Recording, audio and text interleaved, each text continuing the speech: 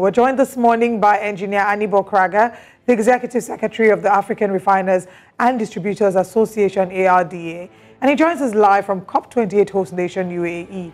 Good morning, and thank you for joining us. Good morning, and thanks for having me. All right. Unfortunately, like we did mention earlier, I think it's not news anymore that Africa is one of the most vulnerable continents to the impacts of climate change. Sometime last week, we talked about the flooding in the north of Tanzania. We've seen the impacts in Kenya. I've seen it in different parts of the continent. But despite many African countries facing these challenges, which include drought, desertification, food insecurity, how well would you say that African leaders have risen to the occasion to address these issues? Thank you very much for that question. I think, given the circumstance that we have, we're doing as well as can be expected. Fundamentally, I think this COP is probably the best one or best opportunity Africa has had, because this is the first time that we've had the CEO of a national oil company, the CEO of ADNOC, as the president of COP. So this is somebody that understands balancing energy security, which is what we need in Africa, and energy transition.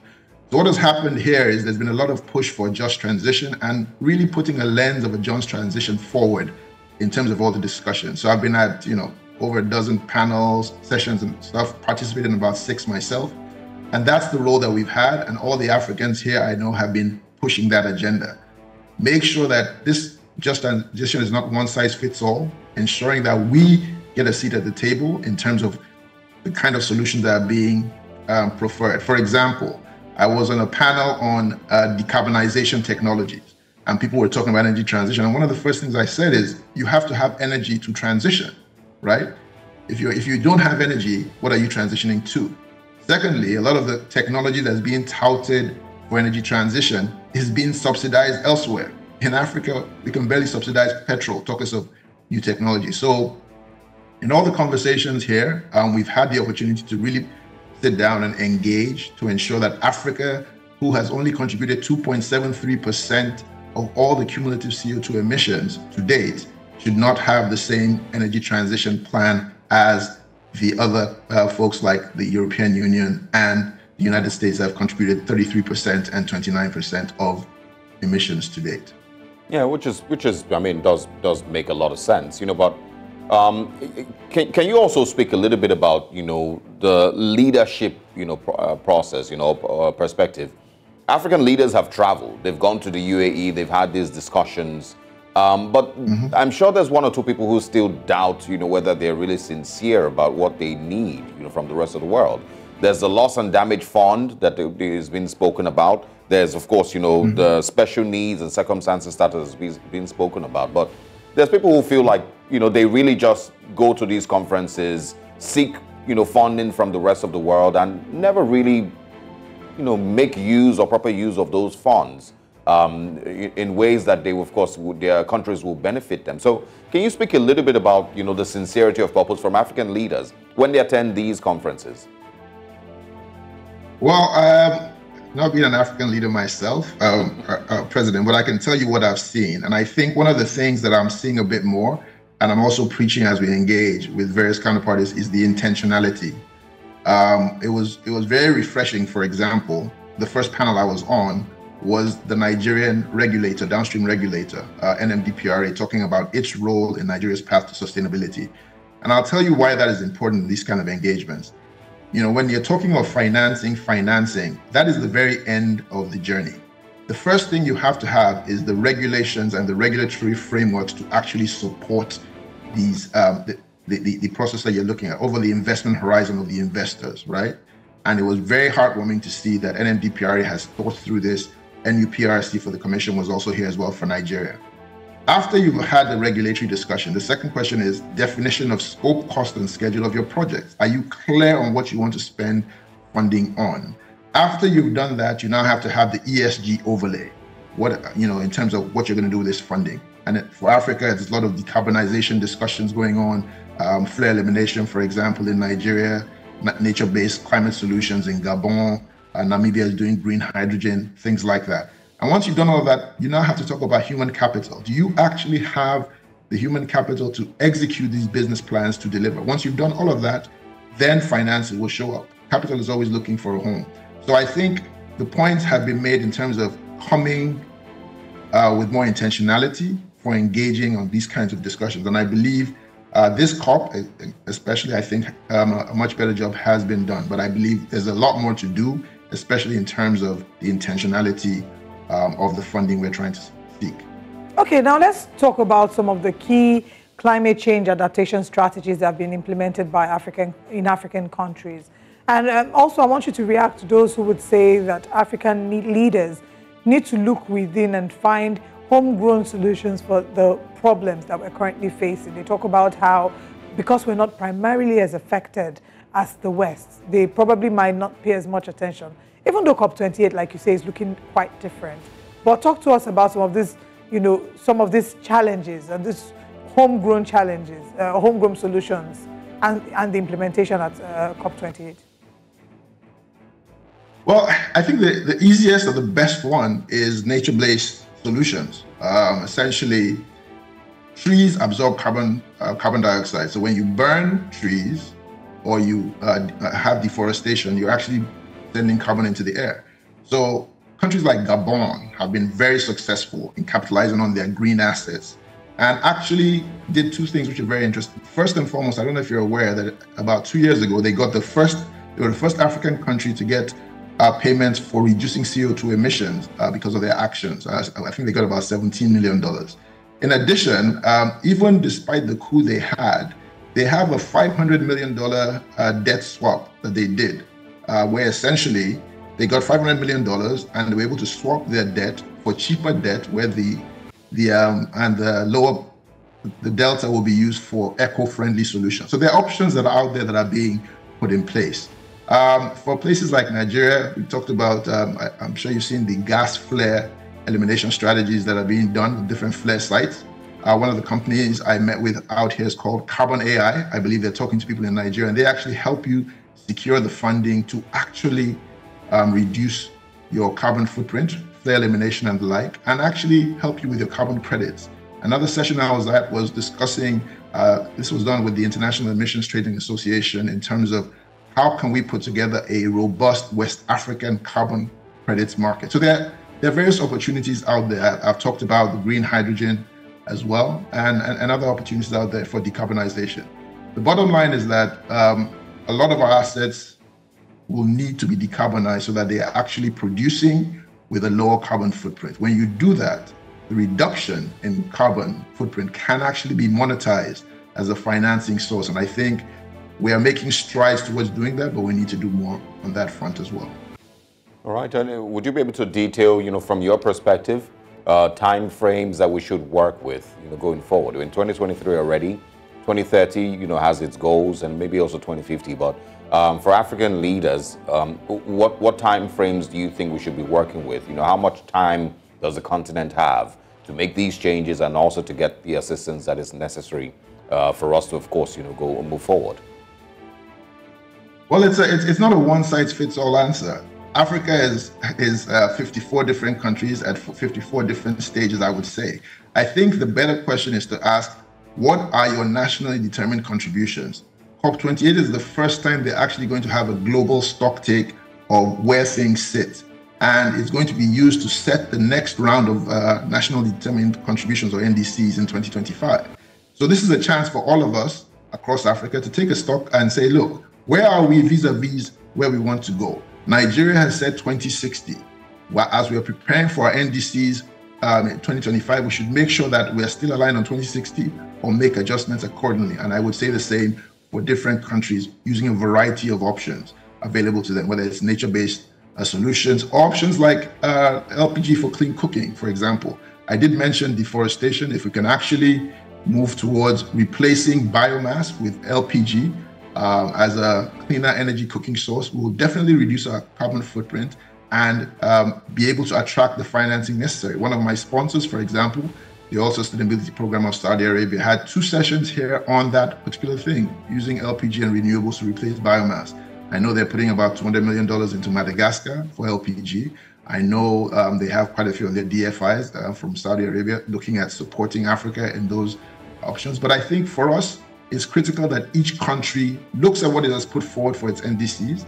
And as this COP ends and the global stock take is concluded, puts in place realistic plans for the next round of NDCs that make sense for them. For Nigeria, we're pushing for 2060 now. We look at that and see how that's viable. But I think moving to 2030 is going to be critical, ensuring that we have not just the NDCs, but also we need to really look at how are we going to upskill, reskill our population to ensure we have the human capital to deliver on this energy transition plans.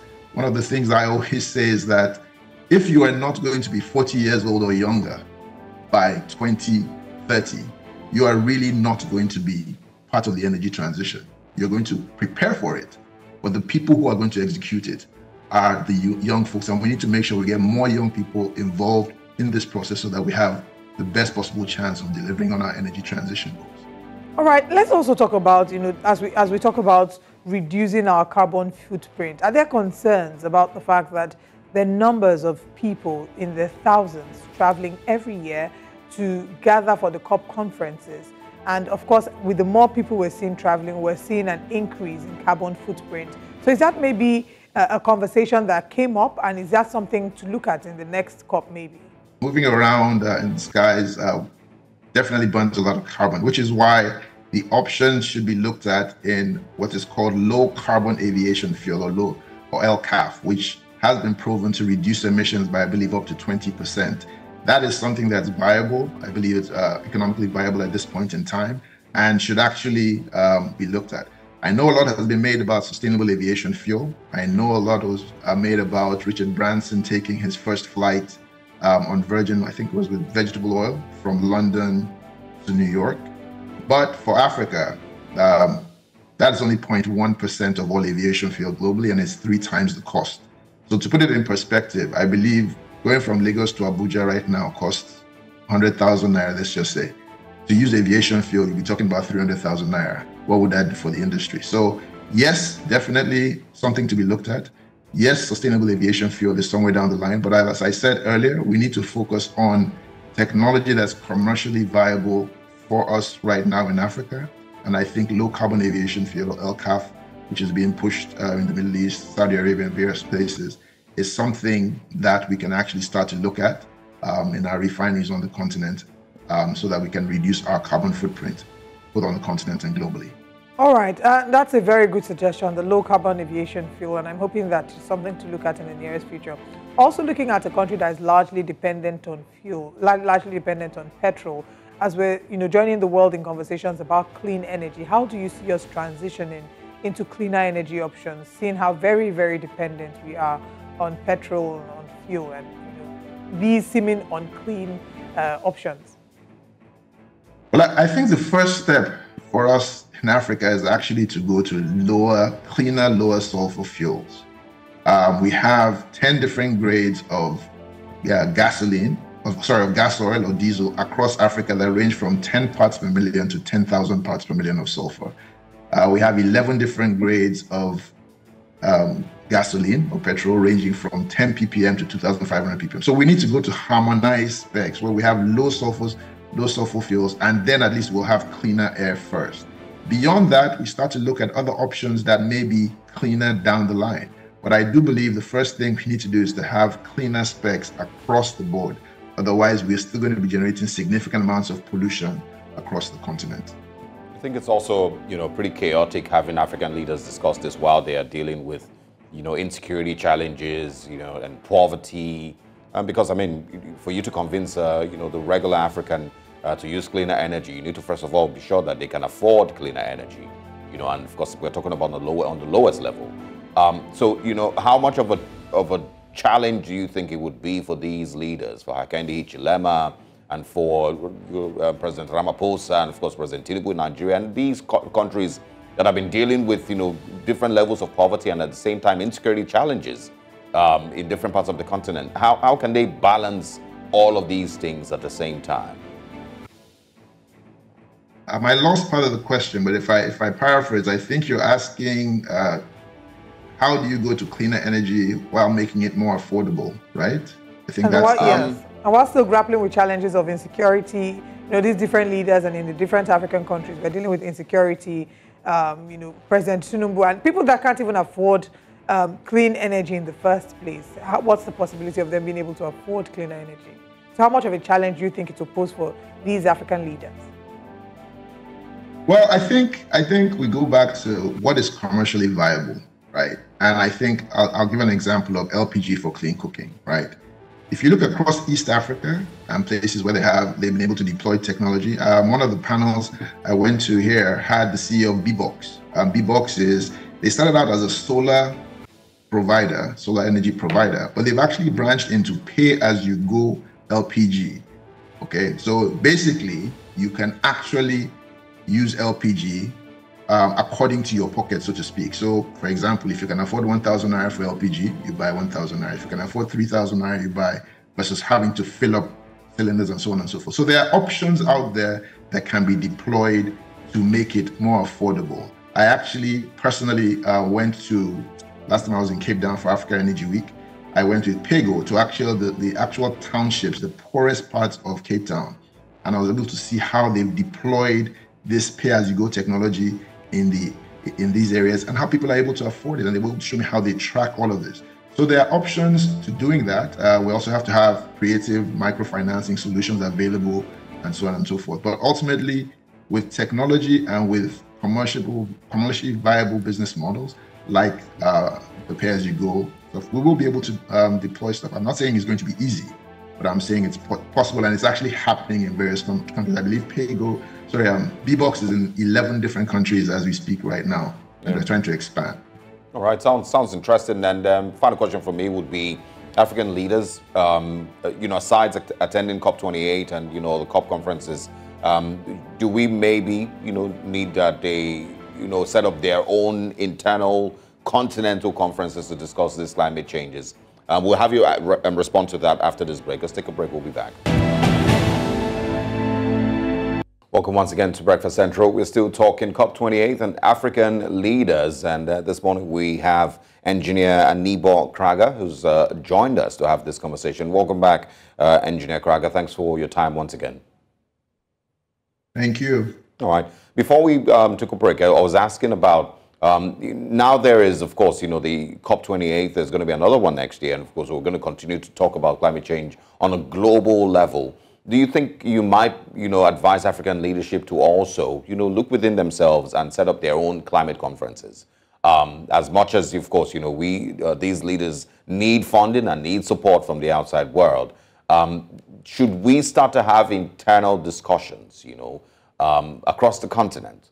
Because, like it said, the continent is, the most affected by climate change. So would you advise that is done? Thank you. So we already have the platform to do this. There are quite a few conferences across the year at various countries. Then they have Pan-African ones. For example, ARDA has an annual conference which focuses on the midstream and downstream. It's in April next year. There's Africa Energy Week. There's Africa Oil Week. And then individual countries, we have Nigeria Oil and Gas, Nigerian Investment, then NIES, and Angola. There are so many different conferences, and each of them all touch on this issue, at least all of the ones I've attended this year. I think the key thing is to really have the leaders work with their NOCs and support them on the path to energy transition. At ADIPEC this year, NNPC actually hosted a leadership roundtable on the role of African NOCs in the energy transition, and it was actually chaired by the COP28 president himself. He actually came and gave opening remarks. And you have to be deliberate about this. One of the best things I've seen in this regard is a presentation that was done by Ecopetrol, which is the NOC of Colombia, where it actually sat down with, I think it was BlackRock, and I said, what is our 2040 strategy going to be? How are we going to intentionally scale up our investments and scale up our returns on our earnings in the energy transition? They were clear on what they want to do in hydrogen, nature-based solutions, and renewables, and so on and so forth. So the leaders need to actually support their NOCs actively in doing this so that they can actually support the drive, because really and truly, the NOCs are the ones that have the scale, and they also understand the balancing of energy security and energy transition. I think we should also look to African leaders out there in the private sector and in other DFIs. I mean, Afrixim, We know of Afreximbank, ADBFC, but there are actually 64 DFIs across Africa. Which ones can we scale up to really, really support our energy transition? We should also look to leaders who are actually doing work in the diaspora and on the continent. For example, you may have heard that just before COP, a very dear friend of mine, Tariq Badegeshi, Nigerian born, was actually appointed as the head of the $11 billion climate investment fund, which is actually looking to play a key role in scaling up climate finance across Africa. Also at Cop28, Genesis Energy, led by Akinwole Omobreyo II, actually signed a $10 billion five-year facility with USAID to actually deploy clean energy solutions across 5 countries in Africa: Nigeria, Senegal, Angola, Zambia, and Mozambique. So these are people who are actively doing work. So we need to support these kinds of individuals and businesses so that they can actually deliver the solutions that we need at scale on the continent. Because at the end of the day, we actually must control our narrative in this regard. There's also the OPEC Africa Energy Dialogue, which comprises OPEC, the African Petroleum Producers Organization for the upstream, the African Energy Commission for the African Union, and ARDA for the downstream, to look at how we create a robust intra-Africa oil and gas platform for engaging, but also looking at how we progress decarbonization efforts and energy transition efforts as well. So in summary, there are a lot of opportunities already existing and platforms. We just need to come together in a cohesive manner to deliver on our energy transition objectives. All right. Thank you. Engineer Anibor, Krahga, thank you very much for your time this morning. These conversations will continue, and as they develop, we would like to speak with you again. Thanks for joining us. Thanks for having me. Have a good day.